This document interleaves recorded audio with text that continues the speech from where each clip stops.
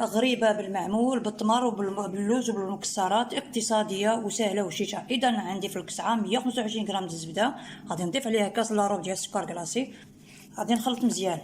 كاس حياتي ديال الزيت، 2 بيضات، معلقة كبيرة د النشا، معلقة كبيرة ديال بودرة الكريم، بودرة الحليب، معلقة صغيرة عامرة ديال بودرة لافاني، نص كاس ديال الزنجلان محمر، كاس ديال اللوز مهرمش محمر بالقشور، كاس ديال التمر مقطع صغير، قبصة د الملحة، خمارة د الحلوى.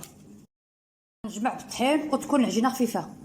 نديرو كويرات وكنديروهم في هاد المرشم ديال المعمول. صافي راه ساهلة. هانتوما صافي، هانتوما صافي، ندخلوهم يطيبو.